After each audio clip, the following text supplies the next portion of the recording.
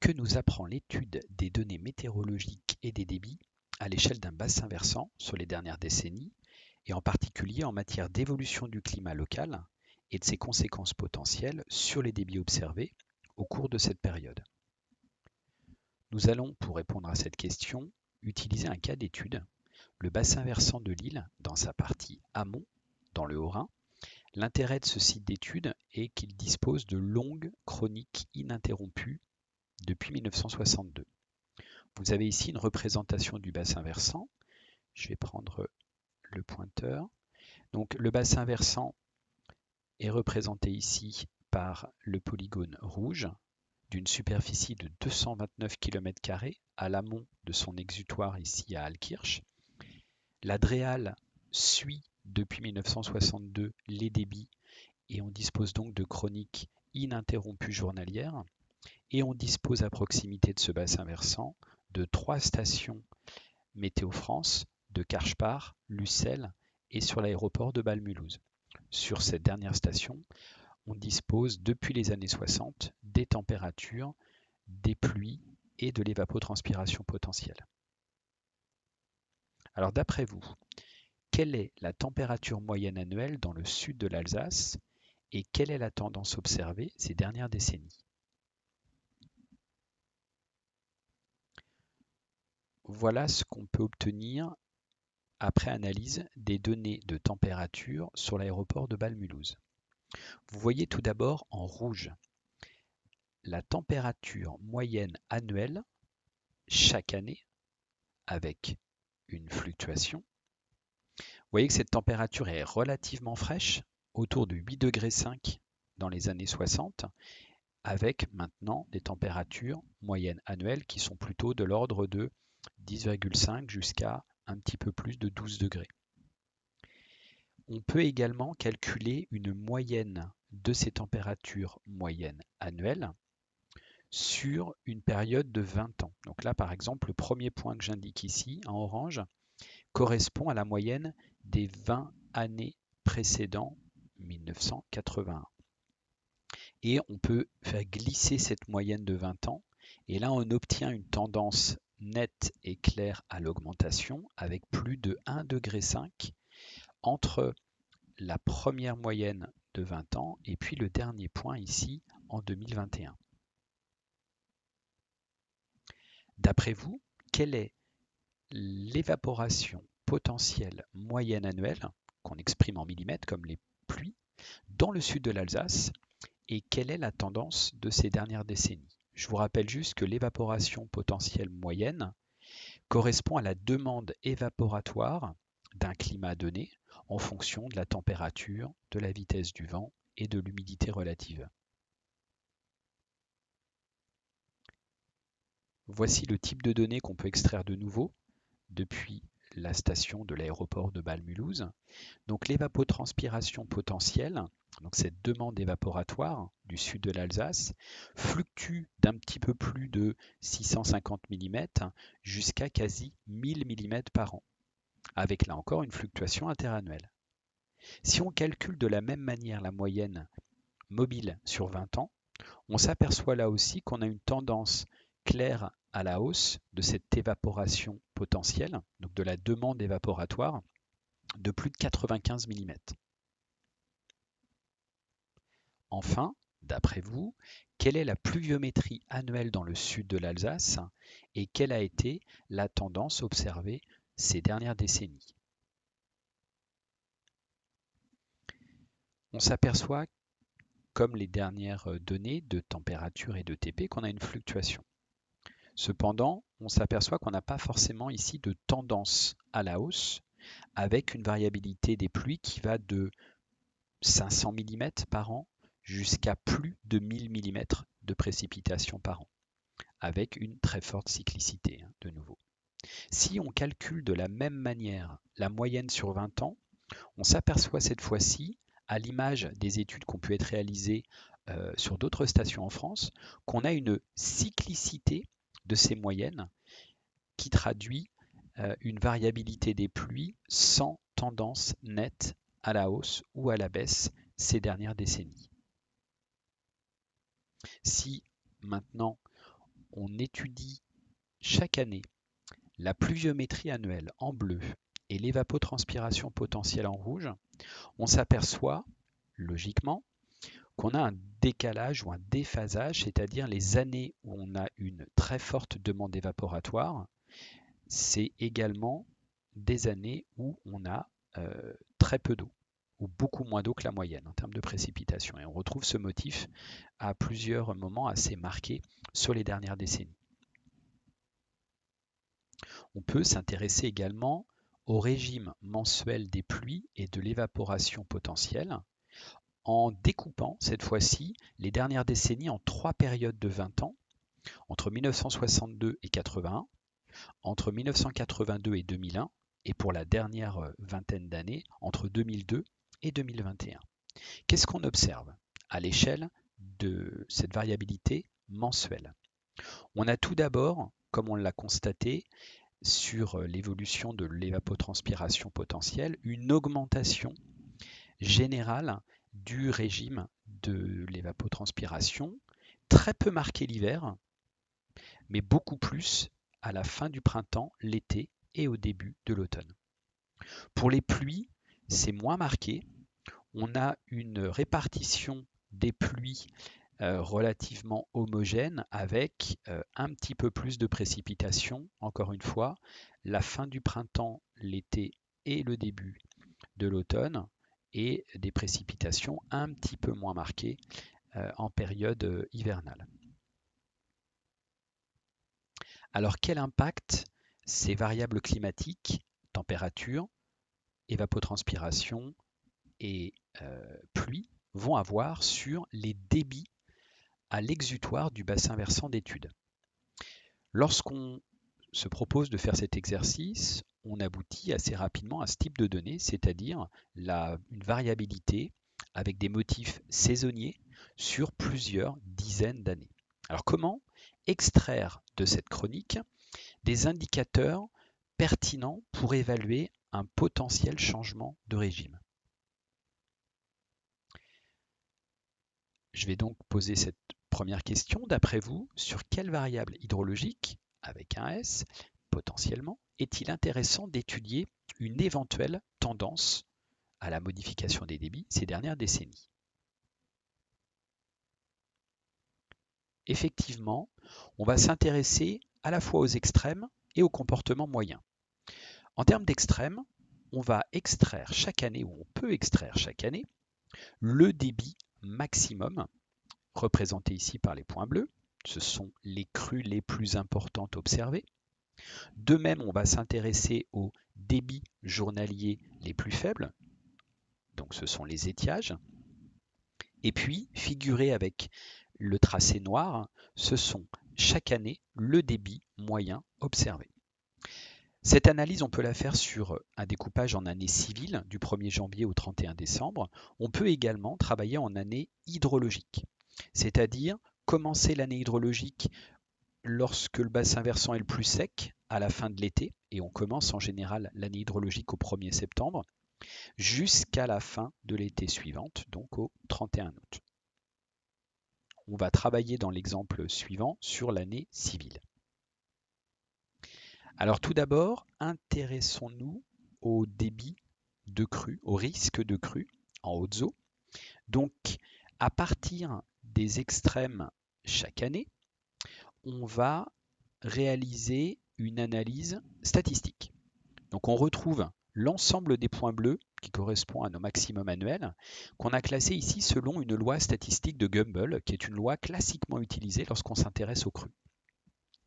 L'intérêt de travailler sur une loi statistique, c'est de pouvoir associer une rareté d'événements exprimée en période de retour, ici 10 ans, avec une valeur.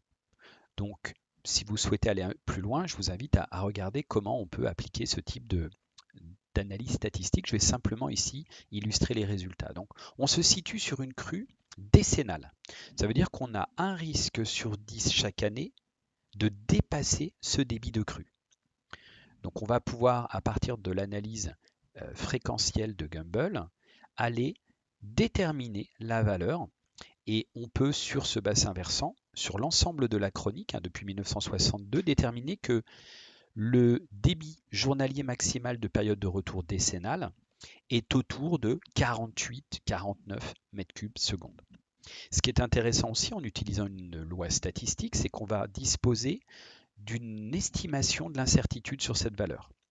Et si par exemple on se propose de fixer un intervalle de confiance de 90%, c'est-à-dire de se donner les moyens d'être sûr à 90% que la fourchette de valeur qu'on va donner contienne la vraie valeur qu'on cherche à estimer.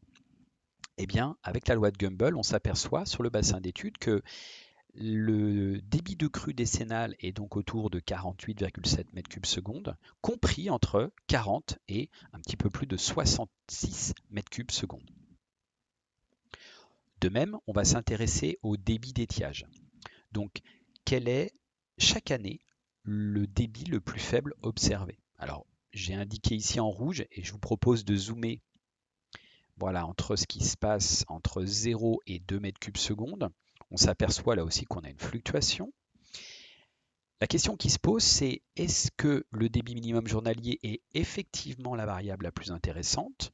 Si on zoome un tout petit peu sur quelques années, on s'aperçoit que les débits fluctuent et finalement pour le milieu aquatique et aussi pour le gestionnaire de l'eau, ce n'est pas forcément le débit minimal d'une année qui pose problème, c'est lorsque l'étiage s'installe. Et donc on va plutôt s'intéresser à un indicateur qui nécessite d'extraire le débit minimal mensuel chaque année, qui est illustré ici par ces périodes en jaune et cette valeur en jaune orangé. Donc on peut réaliser cette étude sur l'ensemble de la chronique et on va s'en servir pour déterminer un indicateur utilisé par les gestionnaires de l'eau qui est le QMNA5. Donc c'est le débit minimum mensuel de période de retour 5 ans. Donc on va, à l'image de ce qu'on a fait pour les crues, extraire ces minimums mensuels. On va les classer selon un ajustement statistique de Gauss. Pourquoi Gauss et pas Gumbel? Lorsqu'on s'intéresse à un phénomène qui dure sur une période un petit peu plus longue, ici le mois, eh bien, on s'aperçoit que la loi de Gauss permet de représenter de façon plus satisfaisante le comportement de ces extrêmes, ces minimums. Là encore, on va pouvoir associer une rareté d'événements à une valeur qu'on va chercher à extraire. Donc, le QMNA5 s'intéresse à la période de retour de 5 ans. Et donc, on va chercher à déterminer le débit minimal mensuel pour lequel vous avez un risque sur 5 chaque année de passer sous cette valeur pendant un mois. Si on applique sur le bassin versant de l'île Amont ce traitement, eh bien, on obtient une valeur de 528 litres secondes, ce qui est extrêmement faible sur ce gabarit de bassin. Et là encore, en utilisant l'apport statistique de la loi de Gauss, on est capable de donner un intervalle de confiance, alors 1, pas une, autant pour moi, à 90%. Et donc, on peut déterminer que ce débit minimum mensuel quinquennal de crue, d'étiage, est compris entre 528 litres secondes et est compris entre 397 litres et 628 litres secondes. Et vous voyez ici le type de traitement qu'on peut faire avec cette petite animation fléchée. Alors d'après vous, quelles sont les tendances sur les débits de crue, sur les étiages et sur le débit moyen de l'île ces dernières décennies? Est-ce qu'on observe une tendance à la hausse, à la baisse, une stabilité ou une variabilité accrue? Je vous propose tout d'abord de nous intéresser au risque de crue avec notre indicateur, ce fameux QJ10, ce débit de crue journalier décennal, c'est-à-dire que chaque année vous avez un risque sur 10 de le dépasser. On va le calculer sur une fenêtre glissante, c'est-à-dire qu'on va utiliser 20 ans pour calculer notre QJ10, pour avoir un indicateur assez robuste, et on va faire glisser cette fenêtre pour utiliser les maximums annuels sur cette fameuse fenêtre de 20 ans. Donc le premier point que je vous propose de regarder ici, qui est autour de 40 mètres cubes secondes, correspond au QJ10 calculé avec les maximums observés chaque année entre 1963 et 1982. Et ensuite, on décale. Alors, qu'est-ce qu'on observe? On observe d'abord que le QJ10 fluctue entre 40 et 57 mètres cubes secondes et dépend fortement des plus fortes crues observées durant ces dernières décennies. Et vous avez l'intervalle de confiance à 90% qui a été associé à cette figure. Alors, les plus grosses crues ces dernières décennies ont été observées pour ce bassin versant en 1995 et en 2007. Et on s'aperçoit que dès qu'on les intègre dans cette fenêtre glissante de 20 ans, eh bien, on va avoir tendance à augmenter le QJ10 estimé. Et puis quand on s'éloigne et que le poids de cette crue devient moindre, eh bien, on stabilise la valeur du QJ10, voire on redescend jusqu'à la prochaine crue importante qu'on a pu observer sur le bassin versant. C'est intéressant de pouvoir ajouter à ce graphique ce qu'on a pu déterminer avant, c'est-à-dire l'évolution aussi sur une fenêtre glissante de la même période de 20 ans, des pluies en bleu et puis de l'évaporation potentielle, toujours annuelle, en orange. Et on s'aperçoit que pour les débits de crue, ces deux informations climatiques ne permettent pas d'expliquer la variabilité de cet élément, ce qui n'est pas étonnant puisqu'on s'intéresse ici à un phénomène qui est sur une courte période et qui va plutôt être dépendant, par exemple, des pluies extrêmes. On peut s'intéresser à notre deuxième indicateur, c'est-à-dire le débit moyen, qu'on appelle aussi en hydrologie le module de la rivière, c'est-à-dire quel est le débit moyen observé chaque année. On a également, pour lisser une éventuelle variabilité, calculé ce débit moyen interannuel sur une fenêtre glissante de 20 ans. Vous avez ici la valeur de cette moyenne, plus l'écart type, moins l'écart type, qui permet d'intégrer la variabilité des débits moyens annuels dans ce calcul. Alors on s'aperçoit que le débit moyen sur 20 ans fluctue entre 2,26 et 2,68 mètres cubes secondes, ce qui fait moins de 20% de variabilité sur ces extrêmes. Là encore, on peut s'intéresser au pouvoir explicatif des pluies et de l'évapotranspiration mesurées sur ce bassin versant. Et on s'aperçoit que là, on arrive à l'aide des pluies beaucoup plus à expliquer les motifs sur la première partie de la période et sur la dernière partie.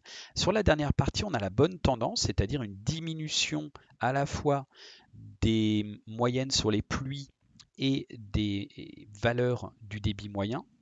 On a un petit décalage qu'on n'observait pas au tout début de la période, mais on peut aussi mettre ça sur le compte d'une augmentation progressive sur ces dernières décennies du pouvoir évaporant, c'est-à-dire que la pluie va potentiellement être moins efficace pour générer un débit sur le bassin versant. On observe un décalage, c'est-à-dire que pendant une dizaine d'années, entre 2002 et 2012, on a un décalage entre une augmentation des pluies observées et une diminution relative du débit moyen. Et là, il faudrait s'intéresser à la distribution des pluies au cours de l'année sur ces dizaines d'années. Enfin, on va s'intéresser au troisième indicateur, le QMNA5, donc notre indicateur d'étiage, là encore calculé sur une fenêtre glissante de 20 ans et là aussi associé à son intervalle de confiance avec une valeur maximale et minimale. Alors on observe une fluctuation du QMNA5 qui varie entre 462 litres seconde et 646 litres seconde, ce qui fait un petit peu plus de 40% de variation. Donc ce n'est pas négligeable.